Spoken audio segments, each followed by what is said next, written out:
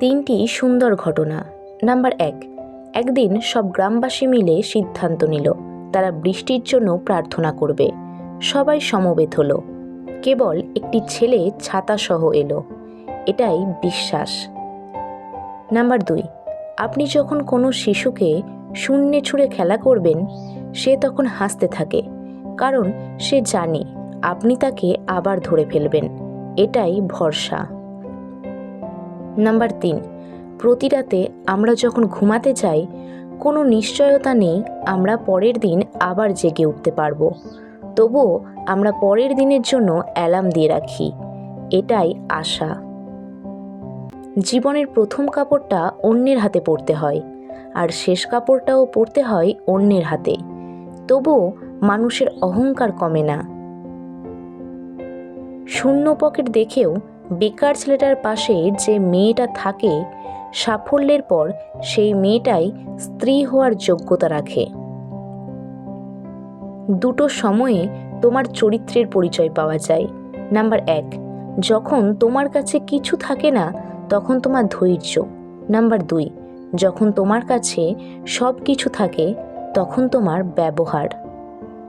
ঠকে তারাই বেশি, যারা অল্পতেই অন্যকে আপন ভেবে বিশ্বাস করে ফেলে। উচিত কথা বলা মানুষগুলো সবসময় সবার কাছে একটু খারাপ হয়।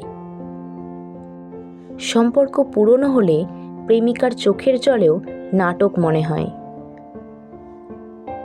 মায়ের ছোট্ট পেটে সন্তানের জায়গা হয়, কিন্তু সন্তানের বড় ফ্ল্যাটে মায়ের জায়গা হয় না।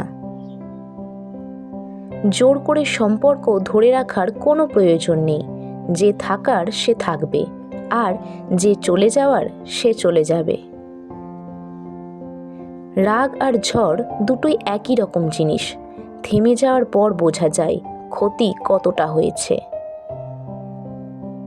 স্বপ্ন তাকে নিয়েই দেখো যে শুধু স্বপ্ন দেখায় না, বাস্তবায়নও করে। কিন্তু এমন কাউকে নিয়ে নয় যে স্বপ্ন দেখে নিজেই হারিয়ে যায়। হাসতে নিজে শেখো, কারণ কাঁদতে তো সবাই শিখিয়ে দেবে। নির্দিষ্ট কারোর সাথে প্রতিদিন দীর্ঘ সময় ধরে কথা বলতে নেই। এতে মায়া বাড়ে, সাথে কষ্টও।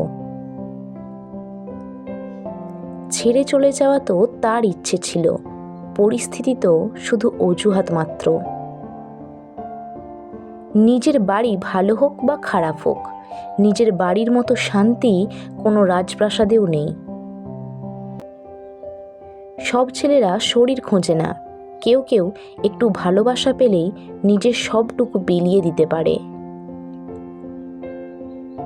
একটা সম্পর্ক শুধু শুরু করলেই হয় না, সেটার মর্যাদা দেওয়াটাও শিখতে হয়।